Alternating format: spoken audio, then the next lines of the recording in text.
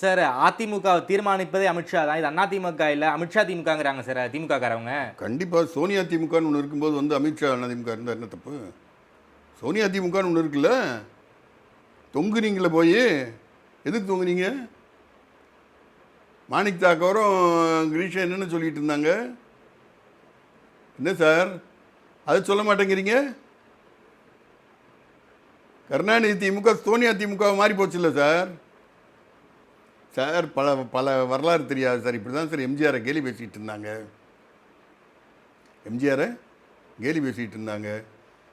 கேலி பேசிட்டு இந்திரா காந்தி காலில் கருணாநிதி விழுந்து 80 வந்து அவர் பேரில் வர இந்த கேஸை எல்லாம் வரவிடாமல் பண்ணி காங்கிரஸ் கூட கூட்டணி வச்சுட்டு தண்டாயுதபாணின்னு நினைக்கிறேன் பேர், தண்டாயுதபாணி சம்திங் அவர் வந்து பார்லிமெண்ட் லீடர் திமுகக்கு என்ன பேசினார் தெரியுங்களா? நாங்கள் அம்மாதிமுகன்னாரு. காங்கிரஸ் கூட இருக்கும்போது அம்மாதிமுகலாம் சொல்லி காங்கிரஸ் காலில் விழுந்து கட்சி இன்னைக்கு வரைக்கும் நிலைநிறுத்தி வச்சுக்கிற நீங்கள் அமித்ஷா திமுகவா, சோனியா திமுக? கேலி எவ்வளோ வேணாலும் பேசிடலாம் சார், யாரை பற்றி வேணாலும் பேசிடலாம்.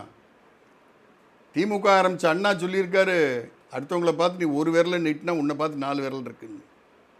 வாய்க்கு வந்தது இஷ்டத்துக்கு பேசிக்கிட்டே போங்க. இது காரணம் உங்களுக்கு பயம். ஆட்சியை விட்டு இறங்கிட்டால் இருக்கிற 31 மந்திரியும் வந்து ஜெயிலுக்குள்ளே இருப்பாங்கன்னு அவங்களுக்கு தெரியுது.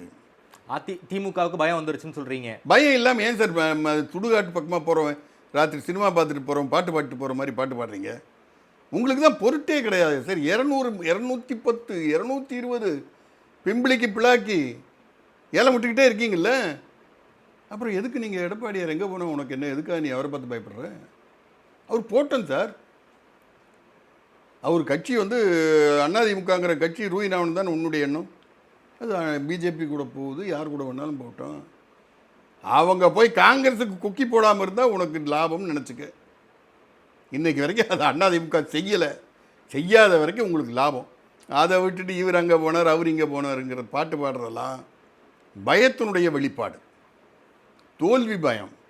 இப்போவும் சொல்கிறேன் சார், 1000 விளம்பரம் அரசாங்க காசில் முந்தானத்து வரைக்கும் பண்ணாங்க. இப்போ வந்து கட்சி காசில் அதே விளம்பரத்தை மாற்றி போட்டுக்கிட்டு இருக்காங்க. ஓகே, தேரவே தேராது. திமுகவுக்கு தோல்வி உறுதிங்கிறீங்களா சார்? திமுக தேராதுங்கிற நீங்கள் வந்து தோல்வி உறுதிங்கிறீங்க. திமுக கூட்டணி தேராது சார்.